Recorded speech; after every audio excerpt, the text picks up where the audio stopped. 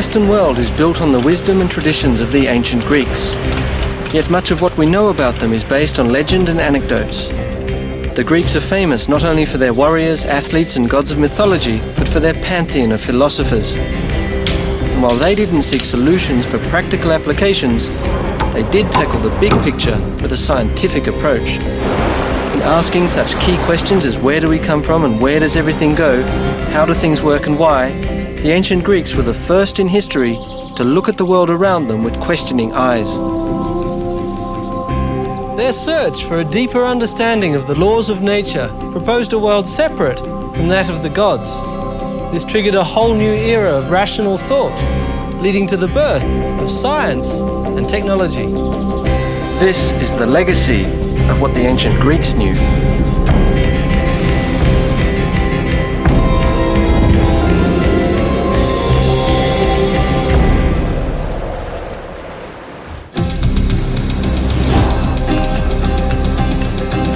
What today is the western coastline of Turkey was once the epicenter of the ancient Greek world.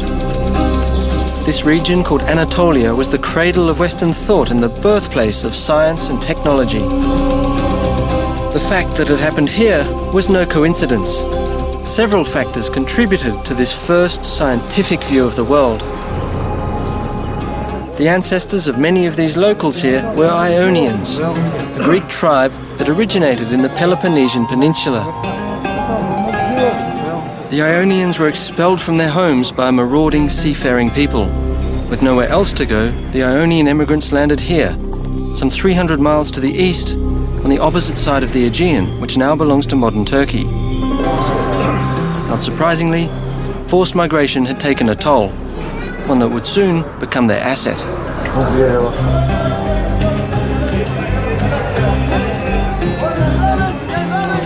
Kaç lira? Kaç lira? 4 lira. 3? 4 lira. Okay. What?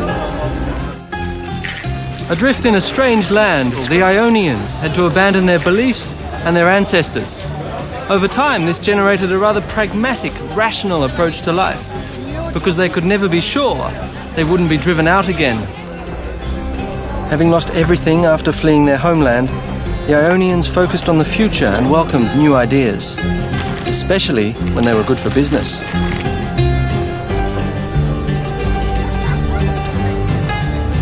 Given their location, their trade and their harbours, the Ionians were happy to take practical ideas from anyone, whether Egyptians or Babylonians, Persians or Mesopotamians.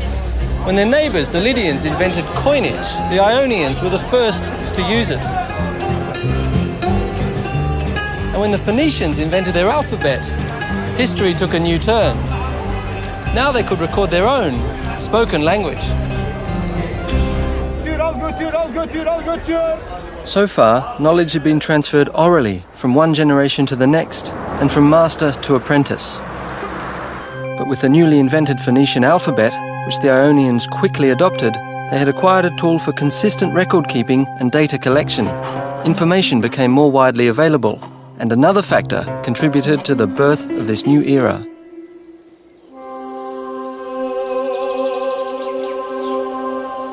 Up until that time, the world was believed to be ruled by gods, who expressed their anger through natural phenomena, filling the ancients with fear.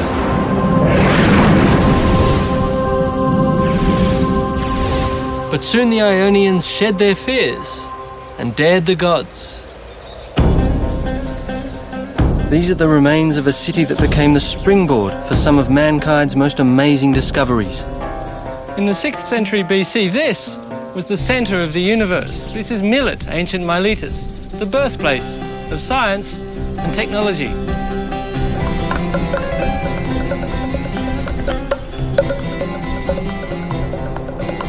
Perched on a hill, the horizon beckons. No longer tied down by their past and drawn to the practical, the Ionians must have heeded the call. I'd heard about one wealthy Miletan who travelled across the Mediterranean and made his hometown world famous. His name was Thales, and on his voyages he gathered not only riches, but information. As far as we know, Thales was the first person to discover the laws of nature, which made him the first scientist and the founder of the natural sciences. His revolutionary observations and insights proved there was order in the world, not mere chaos created by a whim of the gods. During his travels, most notably to Egypt, Thales combined his own observations with those of others. His insights led him to believe that man was not at the mercy of gods, but that instead nature operated like a mechanism, a machine that followed its own inherent laws. Laws make things predictable, and so Thales was eager to understand them. Experts believe that he collected data on the cycles of the stars, the moon, and the sun from the ancient Egyptians and Babylonians. Thales discovered a pattern, and when he applied it to forecast a natural phenomenon, He became the first person in recorded history to predict an eclipse, which must have truly shocked the ancient world. Did this not prove that nature had laws that were not governed by the gods? Thales dared the gods and thereby demystified the world. He cast aside tradition by asking the critical question why in an effort to find underlying laws. This became the foundation of science. But Thales also proved that theoretical knowledge had practical value. Then as now, olives and olive oil were major export products in Ionia. Thales baffled his contemporaries when he predicted a particularly rich harvest, long before anyone else had a clue. To do that was as presumptuous as predicting the moods of the gods. And to show that he was serious, Thales bought all the olive presses in the area, way ahead of harvest time. We don't know how he did this, but his prediction came true. Now, all the farmers had to come to Thales to get their olives pressed and receive their first lesson in the value of science.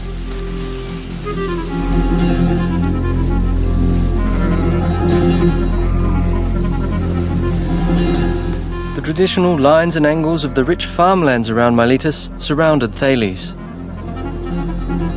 Correlating this observation with similar patterns he'd seen on his journeys may have given him the idea to describe the world in systematic terms, looking for rules that worked in all cases. Egyptian building methods and ancient records relating to angles, triangles, and circles may have motivated Thales to formulate his own geometric theories. Thales became the father of geometry. His discoveries form the core of modern science and technology, describing the underlying rules of the physical world.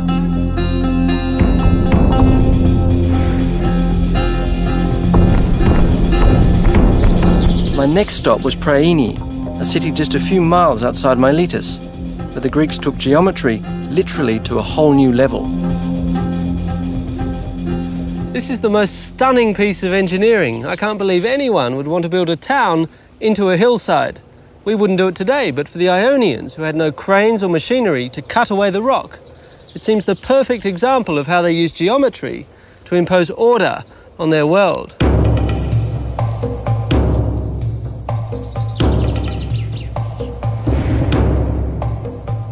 In the 4th century BC, some 4,000 people are believed to have lived here. To organise the city and make it beautiful, the Greeks used a grid system. No one is quite sure how they created these city blocks. One theory says that city planners used a standard set square for the corners and extended the sides with cords and pegs. By measuring the diagonals of the resulting rectangle, they could establish that the blocks had equal sides. 2,500 years later, we still use the grid system. It defines most American cities and towns. But the Ionians applied the grid system ruthlessly, ignoring the steep slope, to establish the city's layout along a north-south axis. This way they made use of the sun to warm the city in the winter, while optimizing the city's air circulation to cool it in the summertime. That was awesome.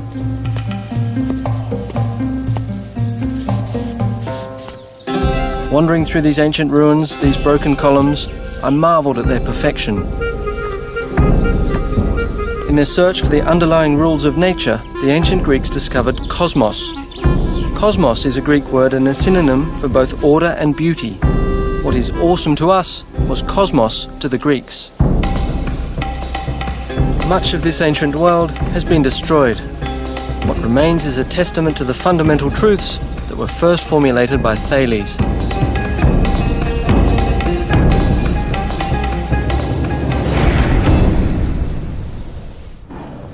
To follow the course of science and technology to its next milestone, I crossed the Aegean to visit another truly groundbreaking site, one which in antiquity was considered a world wonder. It would have been impossible without the application of geometry. What had started with Thales was a new era in which the Greeks replaced myth and traditional dogma with a critical approach, asking the question, why? Observation became more powerful than myth, and the application of the rule the final test. Now I'm in modern Greece, on the island of Samos, once one of the wealthiest islands in the Aegean Sea. Ancient Samos had a booming economy nourished by the sea. In the ancient town of Tigani, now named Pythagorio after one of its most famous inhabitants, the problem of securing sufficient drinking water for its citizens inspired one of the wonders of the ancient world. It lies inside this mountain.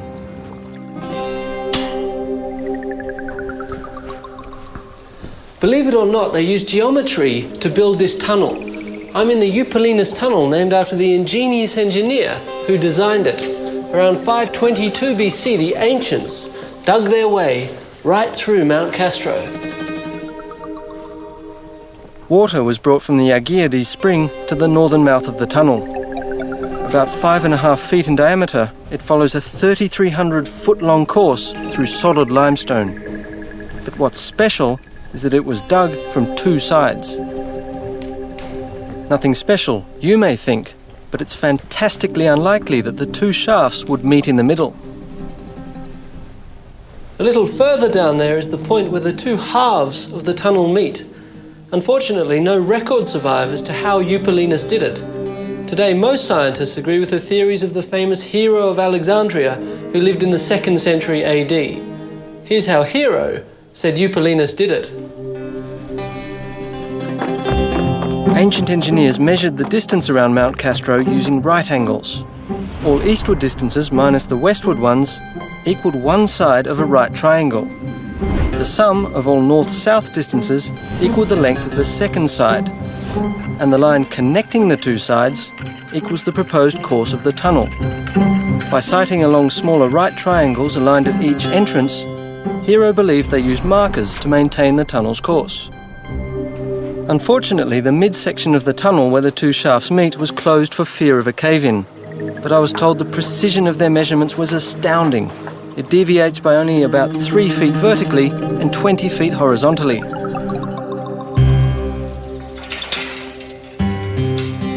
I can't believe that just with picks, hammers and chisels they dug out 250,000 cubic feet of rock.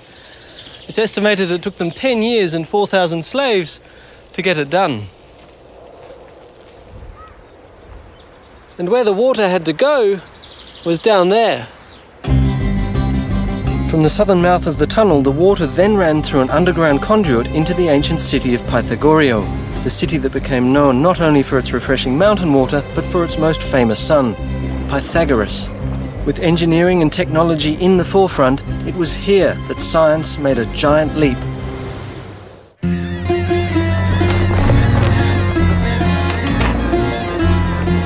Looking for the roots of science, I found myself in Pythagorio, on the Greek island of Samos.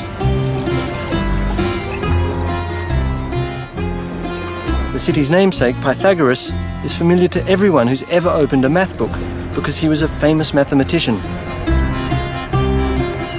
As a young man, he's said to have met Thales, and like Thales, Pythagoras was an avid observer. But Pythagoras was also a musician. He played the lute, a traditional Greek instrument. Music was and is an integral part of Greek culture. Observation combined with music and math led him to an important insight. Experimenting with a single string, Pythagoras recognized an astonishing relationship. Some people credit Pythagoras as one of the most important men who ever lived. It all started with his famous monochord experiment when he opened our eyes to an astonishing phenomenon. He discovered that the sound of a plucked string correlates to its length, here's the critical bit, in a ratio that can be expressed in numbers. Pythagoras' theory was that there was a correspondence between musical intervals and the length of a string. He connected musical consonances to simple ratios. These ratios represent the different tones in music.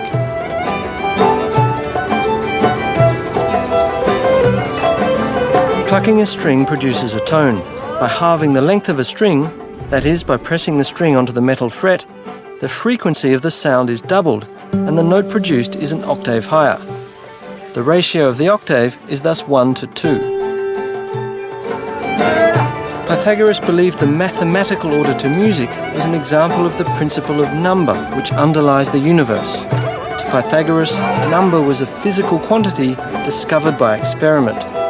Order and harmony, beauty and proportion, expressible in mathematical numbers, that was the idea of cosmos.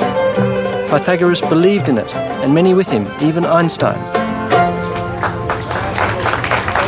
The experiment with the monochord nurtured the belief among the ancient scientists that there was an underlying rule to everything. Pythagoras' thought of harmony extended beyond the cosmos. Beauty was everywhere, and he sought harmony in the underlying principles of everyday life. In his schools across Greece, Pythagoras taught seminars on harmony from within, following the theory of a healthy mind inside a healthy body. Inspired by Pythagoras, I was intrigued with the beginnings of Western medicine as a science, another area where the ancient Greeks led the way. This meant a visit to the Peloponnese, the original home of the Ionians, today an hour's flight from Samos. Asclepius, the ancient god of healing, was the focal point of a cult that swept over Greece in the 5th century BC. Most every town had an Asclepiad sanctuary dedicated to the health of its citizens. The renowned healing centre I'd come to investigate at Epidauros was the largest. It was famous for its cures. Whether you were lame, blind or suffering from kidney stones, this was the place where you'd go. Evidence indicates that sacrifices, prayers, rest, diet, clean water and fresh air were the main prescriptions. Sounds pretty good to me. Asclepian sanctuaries became the forerunners of our modern health spas. But the ancient Greeks also pioneered the healing power of the mind. The Asclepiads were popular for their psychoanalytic practices. What the shrink's couch is to us was for the Greeks a visit to Epidauros.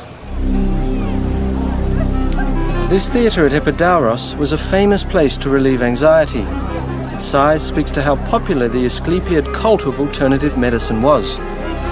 With 15,000 seats, it was almost the size of the theatre in Athens, which at the time was the largest in ancient Greece. Going to the theatre was part of the cure. According to the ancient Greeks, living out your emotions through theatrical performance had a purging effect. The theatre was more than a place of entertainment. It was a place of catharsis.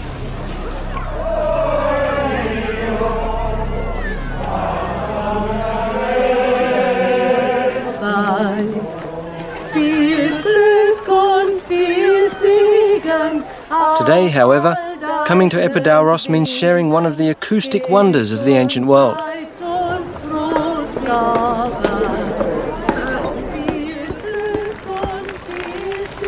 I'm 74 feet above the stage, yet I could hear the sound of a pin drop or a match strike. The discovery of how sound waves travel influenced the design of the theatre. And this is how it works. Built into the slope of a hill, 55 rows of steeply banked benches are arranged in a perfect semicircle, 177 feet across. Because sound waves travel in a circular motion like ripples in water, they radiate symmetrically out from the stage. The initial waves enhance later ones as they reverberate off the stone structure. This exceptional capacity for sound reinforcement accounts for the theatre's superior acoustics.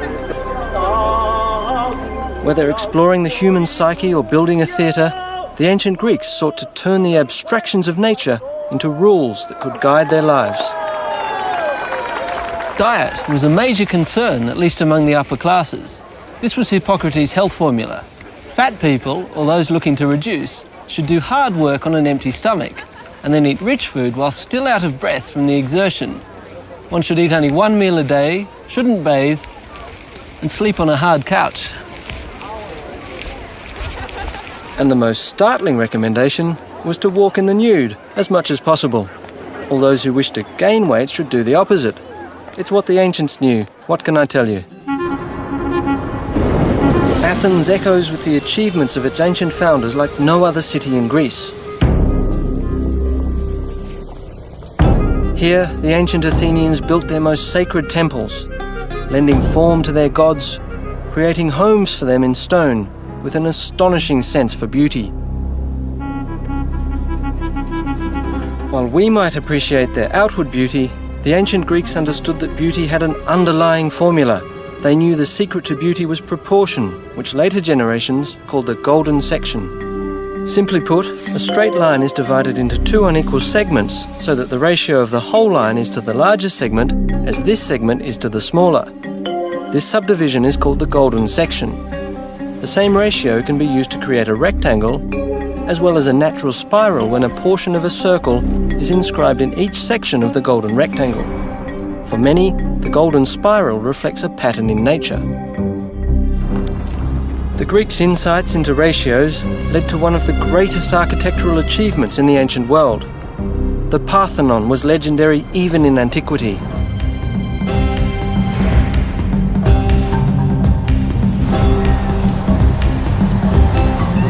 The Parthenon owes its name to Athena Parthenos, the virgin goddess Athena, to whom it was dedicated. Athena was the patron goddess of Athens and also of science and technology.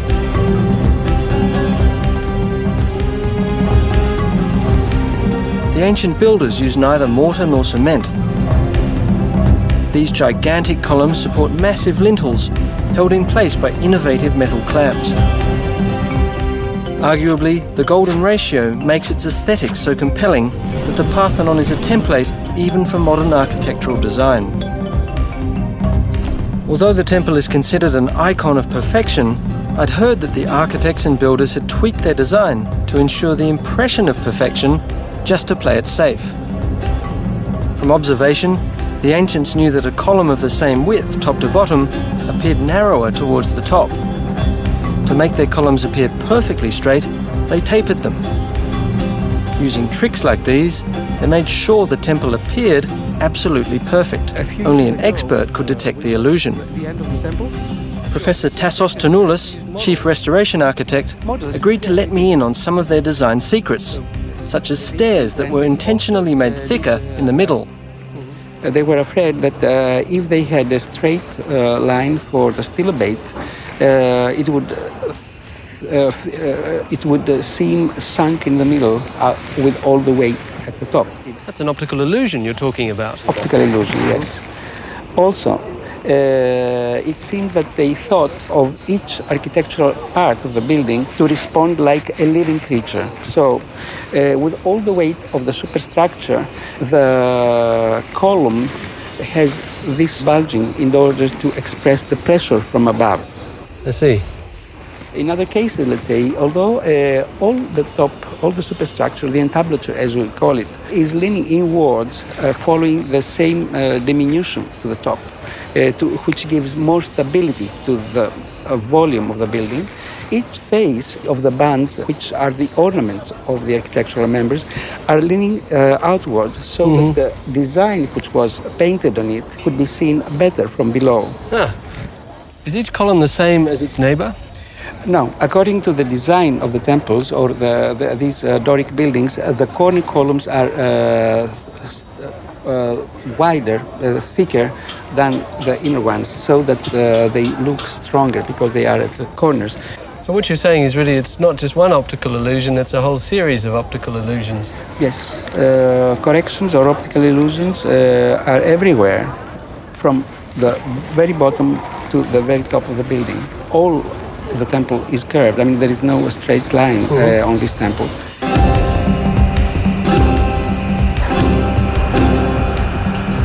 The Parthenon is undergoing yet another round of repairs.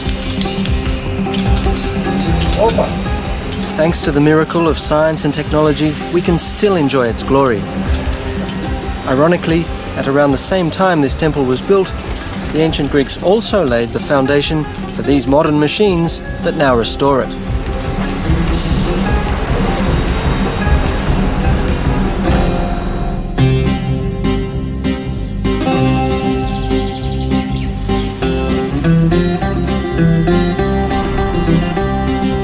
The Parthenon is one of the most magnificent structures left to us from ancient times. As I watched the restoration work at the Great Temple, it struck me how much the ancient Greeks contributed to our world. From Pythagoras' discovery 200 years earlier of the correlation between nature and numbers, the ancient Greek scientists had come a long way. Their insights led to Archimedes' discoveries of the principles of mechanics.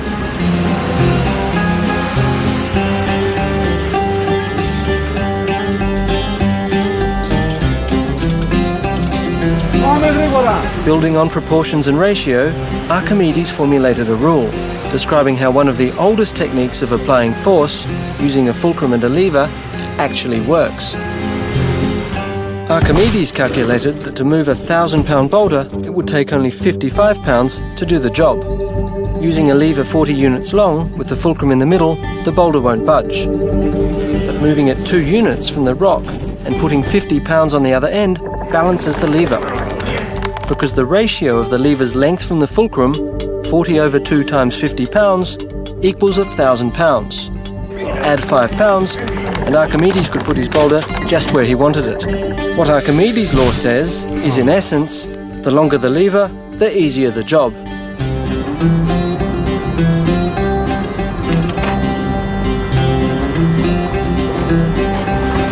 Cranes, pulleys, gears and screws all operate on the lever principle.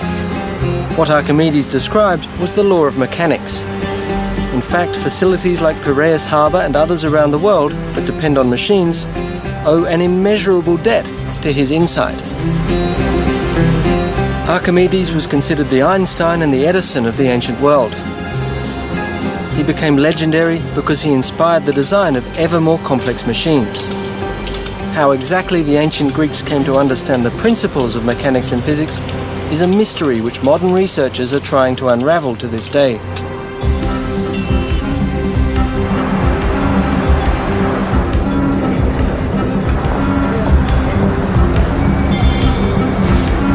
In Athens, I visited the second International Conference on Ancient Greek Technology at the War Museum, where scientists and researchers from around the world were exchanging their latest findings. They were all looking for more clues, and so was I. Can you take it? Yes, yes. I will try to It was clear that many ancient machines operated on the lever principle, like this pump whose roots go back to the 3rd century BC, to the Greek Zitzebius, the father of pneumatics. It's actually a very powerful pump, isn't it? In this sacred water dispenser, a pivot point replaced the fulcrum, showing how the ancient inventors began to create more complex devices.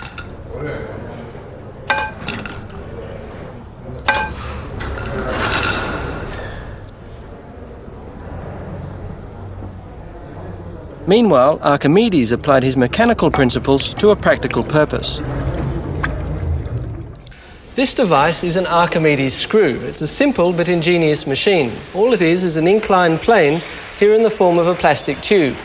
As the screw is turned, the plane, the tube, carries water to the top. There it comes.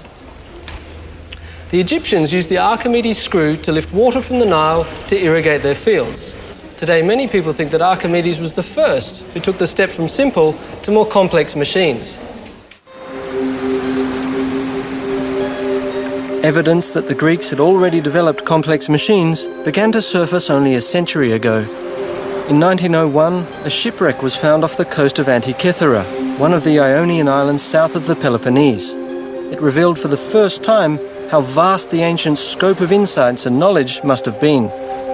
The sculptures found in the wreck were dated back to the 1st century BC. They reflected an unparalleled level of craftsmanship and artistry. Overshadowed by the beauty of these statues, the fragments of one of the biggest scientific discoveries in ancient history remained undetected until 1976. This amorphous lump was covered with marine growth, but X-rays conducted in 1993 revealed complex gear wheels inside. With a mechanism this old, the big surprise was that there were gear wheels at all. They weren't supposed to have been invented until some 1,500 years later. So this insignificant-looking piece turned out to be one of the greatest technological finds ever. Corroded and crumbling after being submerged in seawater for 2,000 years, its dials, gear wheels and plates have presented scientists with tantalising questions. One of these scientists is Michael Wright, a British researcher who had built a replica which he introduced at this conference. This is an extraordinarily complicated machine, but what does it do? Well, according to me, it's a planetarium. Remember, this is a time when people thought of the Earth as the centre of the universe. It shows the places of the Sun, the Moon, and the 5 planets that they knew about in the sky. And the back dial has supplementary information which is useful, such as counting off the years. Right. Is it as complicated as it looks? How many gears are there? How many moving parts does this have? That's into hundreds. I can tell you for a fact I've got 76 gear wheels in here. 76 gear wheels, and that's an exact replica of the original? The original, I find 31 wheels in what's left. But you have to understand that in making sense of what is left, you have to add a lot more. Right. It's terribly badly wrecked. I see. You've disassembled it for us and it's in a complete mess all over the table, so I'm sure you're going to dread this question, but can we see it moving? Yes. Well, you'll see it moving as I put it back together, first of all, but I'll put it back together. It took him nearly 20 minutes to put it back together. But it was thrilling to see this 2,000-year-old instrument in working order. This is the moon, which we've now got to adjust. The sun and the moon are together now, so that should be new moon. So we should see it as wholly black. Like that.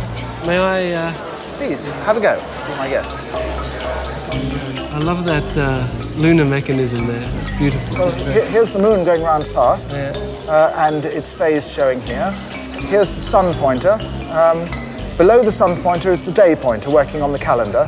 They go almost together, but sometimes one first, sometimes the other. And then there's Mercury just going ahead of the sun.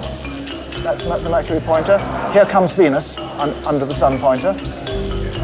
There. Yeah. And over here we've got Mars, Jupiter, and Saturn all coming together. It's a very special day. And Jupiter's aligned with Mars.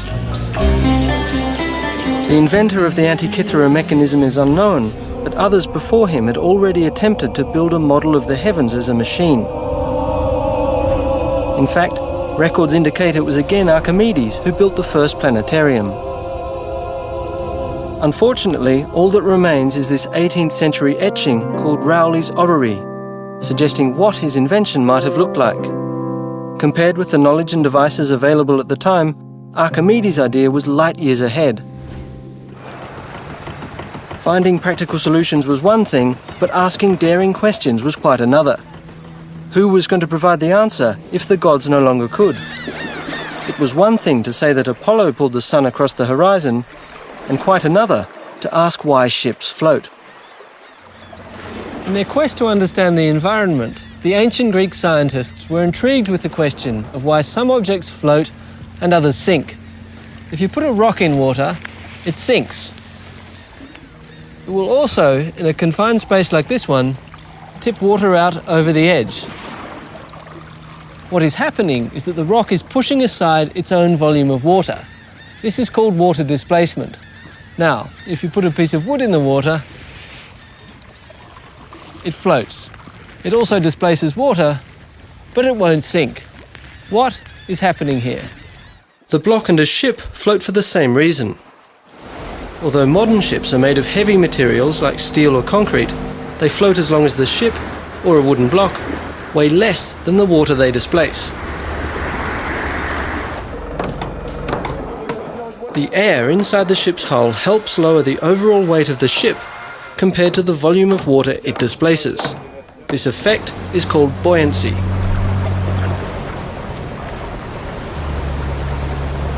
When Archimedes understood the principle of water displacement, he is said to have run through the streets shouting, "Eureka!" meaning, "I found it." But his legacy was far greater.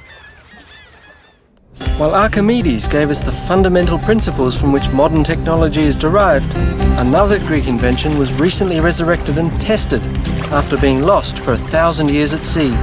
It was a trireme, a warship, renowned for its speed and lethal impact.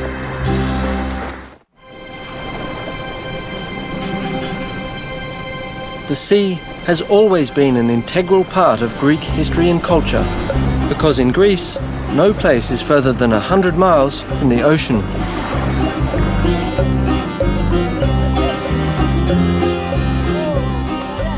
Much of the country's wealth is attributed to the ancients' ability to master the seas, be it for the purpose of trade and commerce or for warfare. Zea Marina in Piraeus, just minutes outside Athens, speaks to this tradition. In ancient times, these yachts would have been warships, because this is where the Athenians built and moored their legendary fleet. The National Ship Museum was just around the corner. Recalling different times, the ships that were docked here spoke to Greece's long naval tradition. Along the way, I bumped into an old friend. That says Thales of Miletus. I was looking for the replica of one of their most successful warships.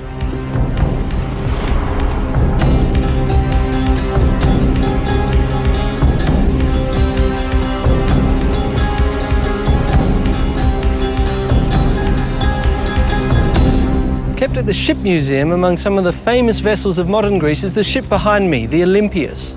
It's an exact seagoing replica of a trireme, one of the most legendary vessels of ancient times.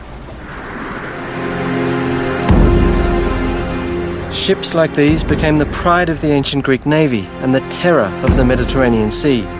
All we know about triremes comes from the playwright Aeschylus, the founder of Greek tragedy. In his eyewitness report, he tells us of the triremes defeating the Persian invaders in the Battle of Salamis, despite being severely outnumbered. No original trireme pieces were ever found, let alone an entire vessel. All that remained was the drama Aeschylus wrote, until archaeologists uncovered ancient trireme storage sheds. We can sit 170 rowers, oarsmen. I had made an appointment with Admiral Ioannis Koliniatis, who had spent 5 years piecing together the clues to reconstruct this legendary Greek warship. Yes. Tell me, how did you know how long the trireme should be? Let's start from the length. Regarding the length, we know the length of the ancient sheds where the trees were kept, and their length could not be longer than what is the length of the shed, which is approximately of the order of 110 feet. Right. The sheds also told them that the ships must have been about 14 feet wide. And the geography of Greece added another clue. Given that triremes landed on beaches, their draft couldn't have been more than 3 to 4 feet. But also practical experience gained during the reconstruction process, together with ancient records, helped shape the picture of what the legendary warship must have looked like. What sort of wood did you use to make the boat? The hull is made of pine wood, and in some selected places, oak, from the forests of Attica, which were full of pine trees at that period. Right. Pine wood and a shallow keel made the trireme particularly fast and agile, allowing the ancients to skim across the water, almost like a hydrofoil.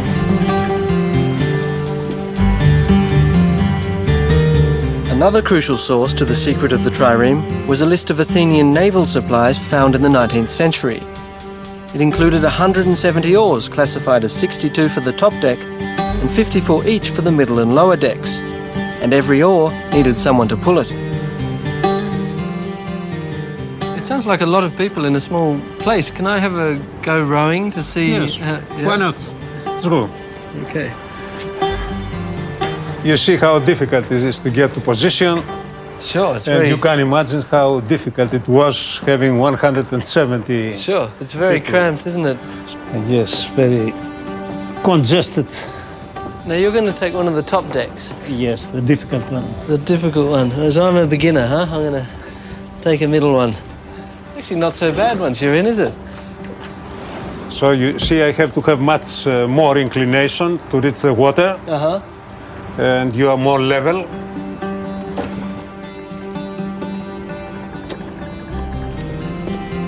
and I am much more to the limit.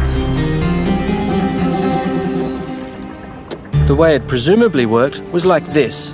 The trireme had 3 banks of rowers, hence the name. Each rower hit the water with his oar at a different angle. A galley master would have maintained the rhythm of the oars to keep everyone rowing in unison. And on his signal, the trireme could accelerate like a high-powered dragster.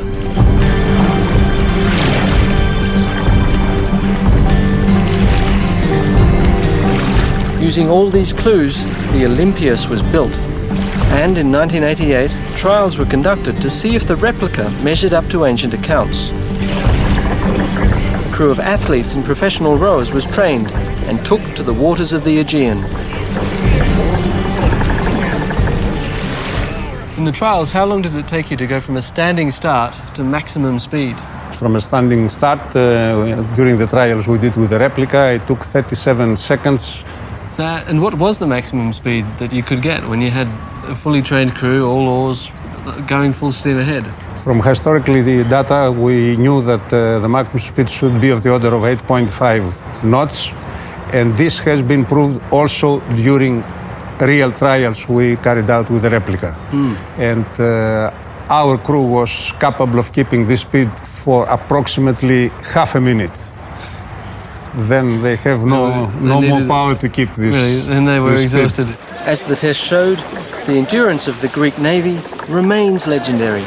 Maintaining an average speed of 7.5 knots, that is roughly 9 miles per hour, for 24 hours certainly seems more legendary than realistic. But then again, these were warships and their speed was a matter of life and death. Higher speed meant higher impact, and speed was crucial for the trireme's primary weapon, the battering ram. Forged by the ancient Greek metalsmiths, it was used to tear enemy ships in half. It was made of bronze.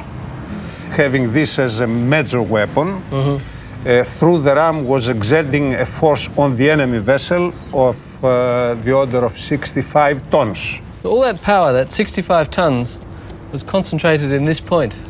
Yeah, this is correct. Speed and agility made the trireme a devastating weapon and the Greeks masters of the sea. But victory at sea was backed by ingenuity on shore. It was another ancient Greek innovation that provided striking power across the land. The Mediterranean Sea brought prosperity to the ancient Greeks, and it also brought conflict. When Greek settlements on the other side of the Mediterranean were in danger, a quick deployment of the trireme fleets was crucial to maintaining control. I'd heard that some remnants of their innovative solution had survived.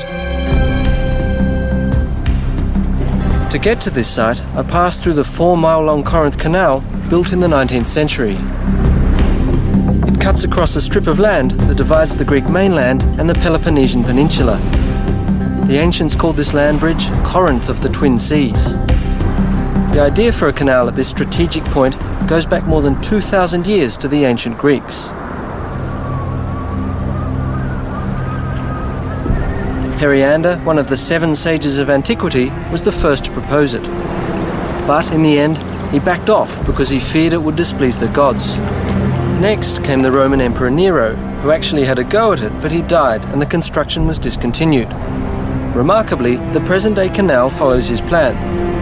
I was wondering if Nero expected that he'd have to remove some 420 million cubic feet of rock and dirt to get the job done. It would have certainly been worth the effort, because this passage has always played an important role in Greek history in order to get from one side of the Mediterranean to the other. Armies, commodities and people all had to come through here.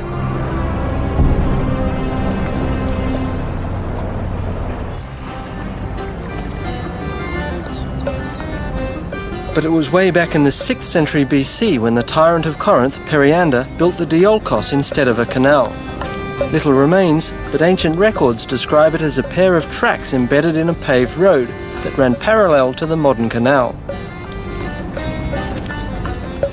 If you'd been here 2,500 years ago, you might have seen 170 oarsmen, each carrying his oar, marching across the isthmus. Meanwhile, their trireme had been hauled up onto the land and was being dragged along this track. The Diolkos served as a shortcut. 4 miles on land, instead of the 250 miles sailing their fleets around the peninsula, became a crucial advantage in the ancients' coastal defence. Along the 2 stretches of the Diolkos that remain, I examine the deep grooves. Often called the world's first railroad, it is unclear exactly how the tracks were used. But whatever the method was, it must have worked well, because the Diolkos was in operation for an astonishing 1,300 years, carrying merchant vessels and warships for the greater glory of Greece. For almost as long, another ancient invention helped bridge a giant gap, and while it wasn't a geographic triumph, it catered to the ancients' spiritual needs. It was believed to be the meeting point of 2 sacred eagles that marked the centre of the world. High on a cliff near Mount Parnassus, the home of the Muses, lies Delphi. Its name derived from the word Delphos, meaning womb or belly. Within the ruins of Delphi's vast temple complex, I found a replica of the omphalos, the stone that symbolized the navel of the world.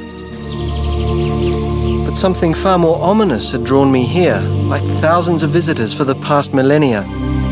From around 750 BC, Delphi was world famous for its oracle, a place deep in the temple of Apollo where worshippers could ask the god about their future. Questions were answered by the priests, who interpreted the responses of a female vessel through whom Apollo spoke. Surprisingly, modern research has revealed just how much the Delphic prediction relied on a scientific method. It's a little-known fact that the priests of Delphi relied on hard data and concrete knowledge. Fragments of information about foreign customs, politics, even the weather were systematized in a sort of interdisciplinary think tank of about 90 priests. They were the best-informed people of ancient times, and given enough time, they could come up with an educated guess on just about anything. The answers were ambiguous, yet plausible, and a dash of specifics infused here and there made them downright awe-inspiring. Warriors and kings like Alexander the Great came here for a sign, a hint from the gods about the destiny of their nation. Today, we know they were in good hands. The priests of Delphi were in contact with informants and other priests throughout the ancient world. They even instituted what we today would call the first central intelligence database. They may even have used statistics and calculations. Methods similar to those first applied at Delphi are still in use today. Relying on information instead of the gods, the Delphic priests laid the foundation for systematic data collection. In fact, Delphic oracle forecasting methodology is recognized across the business world today. It's always a bit humbling to realize just how much the ancients knew. It's tempting to look into the future for answers to some of the most persistent questions of science and technology, when in fact there are clues in the past. The ancient Greeks found underlying relationships in ratios and numbers that, for all we know, may still hold the key to the harmony of the universe. They uncovered the fundamental principles of mechanics that govern our world and established the basics of modern technology. They were the first to ask the crucial question why and to demand a rational scientific answer. In many cases, the answers they provided continue to be the best we have. In ancient Greece, 2,500 years ago, a revolution of the mind made the earth tremble. In so doing, the ancient Greeks opened our eyes not only to the underlying rules of nature, but to the world and the universe beyond.